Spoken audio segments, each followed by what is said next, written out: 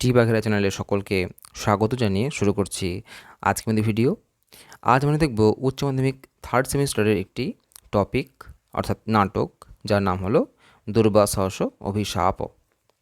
এখান থেকে আজকে আমরা দেখব বিষয়বস্তু। পুরো বিষয়বস্তু যদি জানা থাকে তাহলে যে কোনো প্রশ্নের উত্তর কিন্তু খুব সহজেই দেওয়া যায়। তো শুরু করা যাক কথা না বাড়িয়ে।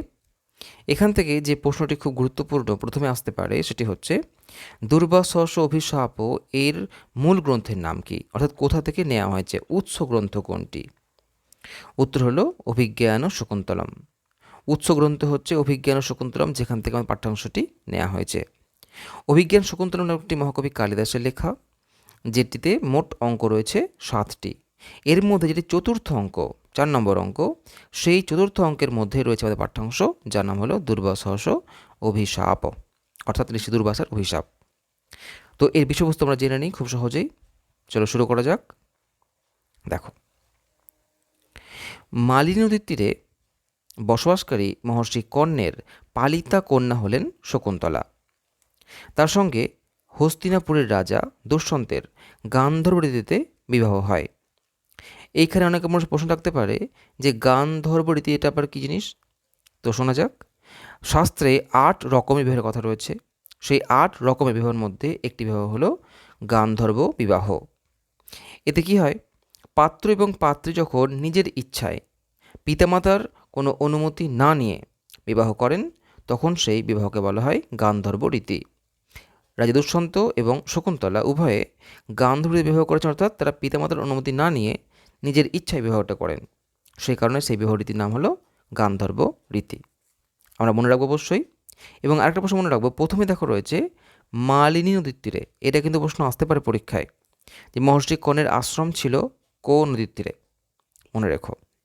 দেখো তারপরে, শকুন্তলার 2 সখী অনসূয়া এবং প্রিয়ংবদা সৌভাগ্য দেবতার উপাসনার জন্য ফুল তুলতে ব্যস্ত। এই অবস্থায় অনসূয়া চিন্তিত এই ভেবে যে রাজধানীতে ফিরে গিয়ে যদি রাজা দুষ্যন্ত শকুন্তলাকে এবং বিবাহের কথা ভুলে যান তাহলে অনর্থ হবে। এই কথা শুনে প্রিয়ংবদা বলেন যে সৌম্য দর্শন এবং গুণবান ব্যক্তি কখনোই এমন কাজ করতে পারেন না। তবে প্রিয়ংবদা এই ভেবে শঙ্কিত হন যে পিতা কর্ণ এই বিবাহের অনুমোদন দেবেন কিনা।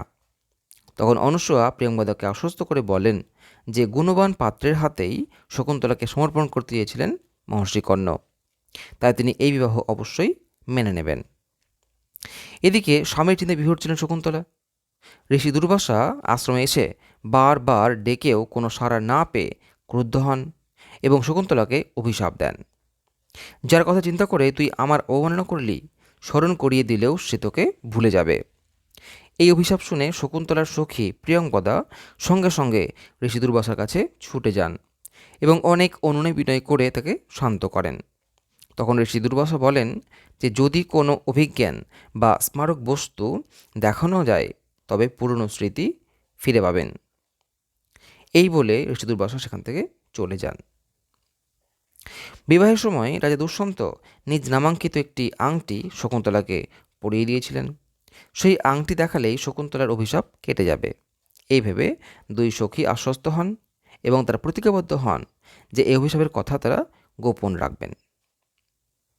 তাহলে এই বিষয়বস্তু ছিল আমাদের। আশা করি সবাইকে ভিডিওটি ভালো লাগবে এবং নেক্সট এরকম ভিডিও পাওয়ার জন্য অবশ্যই সাবস্ক্রাইব করে রাখবে।